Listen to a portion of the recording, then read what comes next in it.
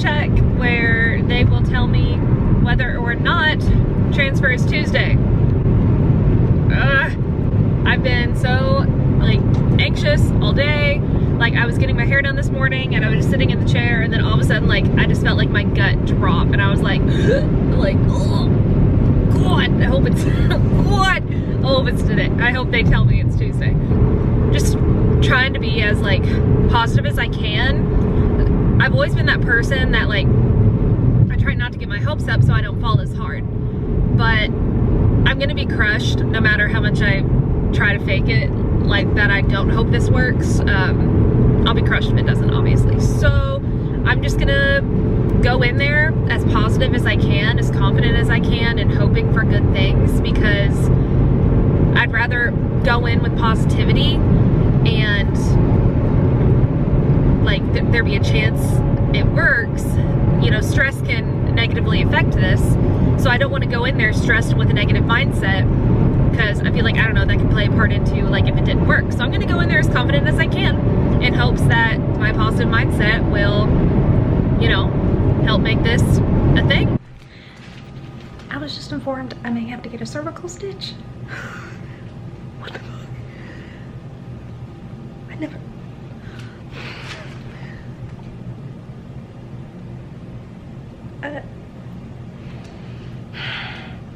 It's fine. Curving home. I know. Uterus. That looks good. Oh my God. So what exactly does the stitch do? It allows us to straighten that angle just a little bit. Since mine is like... Well, you have an angle between your cervix and your uterus. Okay. So we want to straighten that out a little bit. Cool. And then it also allows us to stabilize your cervix during the transfer without any instruments. Okay, so is Tuesday the 15th still the date? Yay! Oh my God. So, cervical stitch. Not ideal. Felt every bit of that. And it was not great. Woo, it wasn't great at all. Transfer will be the 15th at 11 a.m. Later. Does it do? Problem is, Hello! give it in over a period of time so it doesn't hurt anything.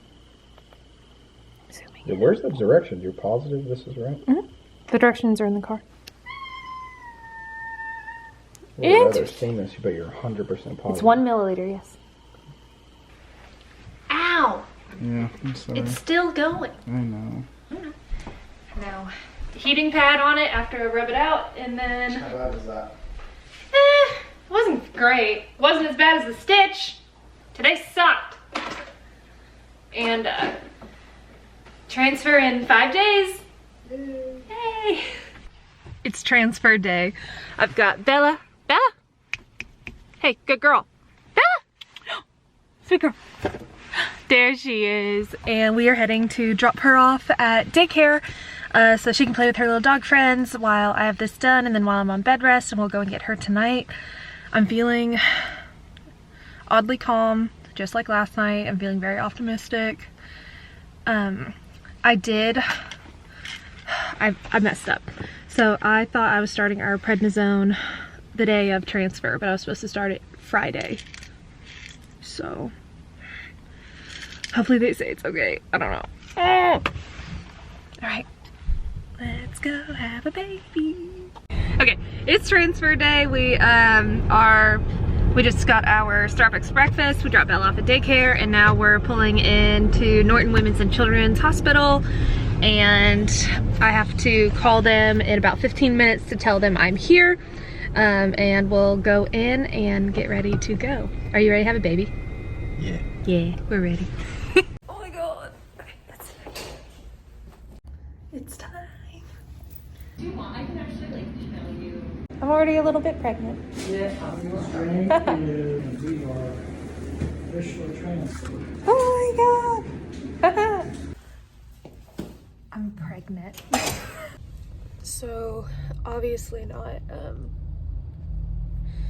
what I was hoping to be updating you guys with, but I've been testing since 4 days post-transfer, because some people get a positive at 4 days post-transfer, and when I got the negatives at day 4 and 5, it was like, it's early. Sometimes embryos take a little longer. We were joking that Michael is very much do things when he wants, not when you tell him to kind of guy. So we were like, oh, it's your baby. I about said son or daughter. It's your baby, so I'm sure it'll implant when it's ready. Then 6 was negative. Day 7 was my original plan to test anyway, because that was Michael's birthday, and I wanted to give him his surprise you're a dad present on his birthday, but that was negative last night. So I tested again today at 8 days post 5-day transfer, and it was stark white. Like, technically I'm not supposed to count myself out until Monday the 28th, because that's my beta, but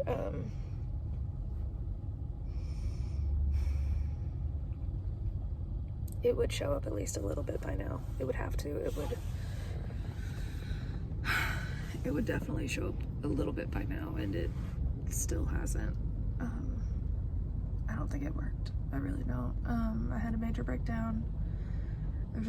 We're in the Walgreens parking lot while Michael runs in to get some stuff, and I just have had tears just rolling. Not even like crying, like sniffling and stuff, just so low. And I don't know what, I have to keep giving myself my shots. I mean, I'm trying to hold out hope that maybe on Christmas, which is 10 days post-transfer, that maybe it'll be a Christmas miracle and there'll be a positive. I have 1 pregnancy test left. I've had 5 negatives, so.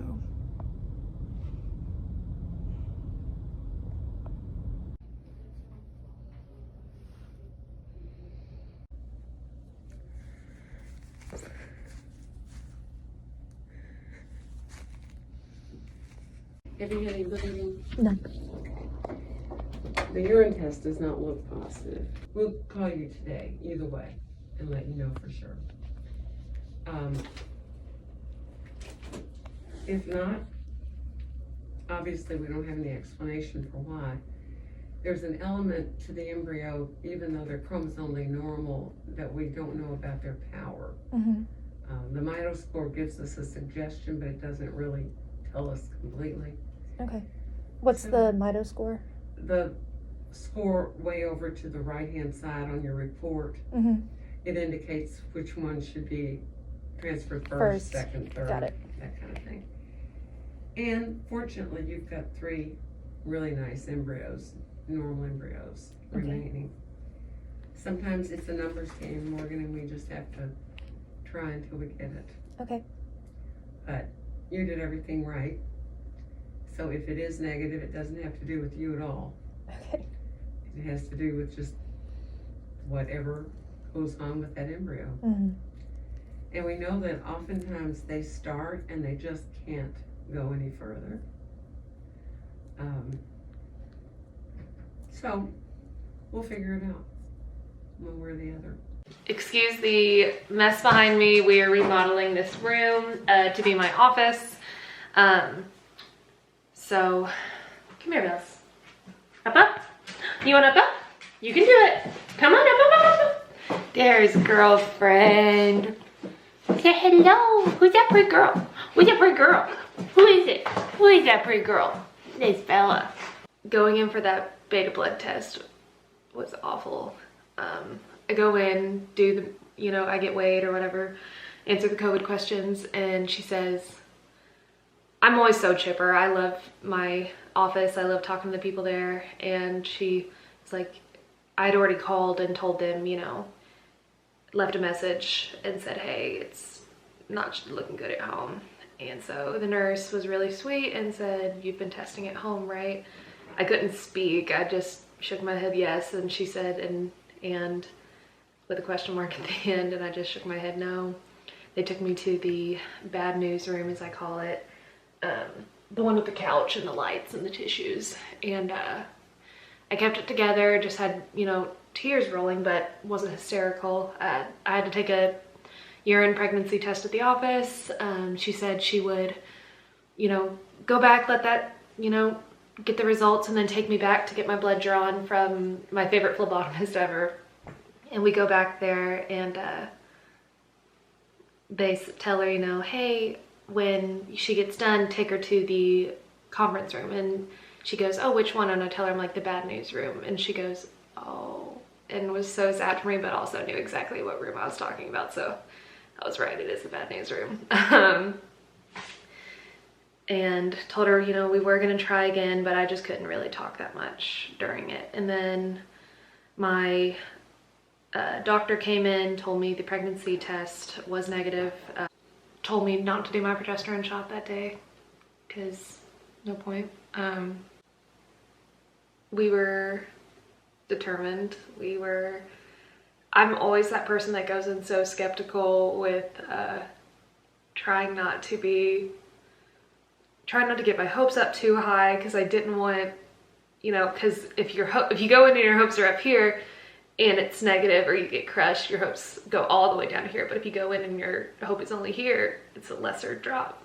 But I said I'd rather go in at this with the best energy and the highest hopes I can and just be positive and happy and be crushed than to go in and not be fully there. I still think that was the good move, going in with my hopes high, but it hurt a lot on the way down. At first I wanted to try again immediately. I was like, I'm ready to go. So we decided to do an ERA cycle, because I wanted to know a reason. These embryos were genetically tested. My lining was flawless. Everything was great. So like, why? I needed a reason why. An endometrium receptivity analysis can tell you if 5 days of progesterone is sufficient to make your uterus and your uterine lining receptive for an embryo. So we decided to do one of those in January. So that means prepping just like you would for a transfer, but on transfer day, they go in and take a biopsy of your endometrium instead of transferring an embryo. We did that. Mine was hell. I'm not going to go into the super details about it because I don't want to scare anybody. I have a curved cervix and a retroverted, meaning my uterus leans backwards pretty severely. So my experience is way different than most women. It's never comfortable. I've always heard like it's uncomfortable, but mine was absolutely terrible. But like we had to use cervical clamps, manual dilation. It was a lot, but that isn't what, you know, I'm not here to scare women in the infertility journey. Mine was not what most women's, you know, consists of. But we couldn't transfer in February, which I was crushed, because we wouldn't have had the results back in time for the from the ERA. So we finally got the results back from the ERA mid-February that said I was receptive. And I was like, you don't want anything to be wrong, but I wanted a reason. And if 5 days of progesterone means my uterus is receptive, then why didn't my embryo want to be with me? And I think of it like my embryo didn't want, I don't know, it's so stupid. But I'm like, made me feel not good enough, I guess. I don't know. I want, like, the ERA could have come back and said, oh, you need 2 extra days of progesterone for your uterus to be receptive, or, oh, you're post-receptive, you only need 3 days of progesterone to be, you know, good to go. But 5 is perfect. So we're doing that again. My doctor thinks there was something genetically wrong with the embryo that could not be detected chromosomally. Or it just, sometimes they just, I have goosebumps. Sometimes they just stop growing, and that's what they think happened. That's all it was meant for, was, you know, it was a 5-day-old embryo, and it wasn't meant to be anything more than that. So now that I've dished out all of that, we can move on to the good. that we have 3 more embryos to try with. My embryo lining check, or my uterine lining check is on the 17th, St. Patrick's Day. And I'm gonna go in, and if my lining is sufficient, then we will start progesterone shots again on the 17th, and transfer will be Monday the 22nd at 3:30 p.m. So it's not the news I wanted to give you guys, especially waiting this long. My goal was to wait this long and then be like, surprise, I'm 3 months pregnant, but we are gonna be parents. We are meant to be parents. It's just finding that perfect little one for us. I will keep you guys updated. If you've stuck around for this entire video, thank you so much. I know it was long and depressing, but I wanted to be completely real. IVF is not a guarantee. And a lot of people think that it is, but it's not. So we are gonna try again, and statistically it should work, but we will see. Thank you guys so much for watching. Make sure you subscribe so that way you can see our next video, which will be all about transferring and being in the 2-week wait again. And make sure to leave this video a like if you enjoyed it, or just for support, since, I mean, I don't think anyone can enjoy this video, but that would be great. Leave a comment below. I'd love to hear from you guys. If you're going through it, let me know. I'd love to send you some love and support. And I will see you guys in the next video, where I will have an embryo baby in my belly again. Talk to you guys soon. Bye.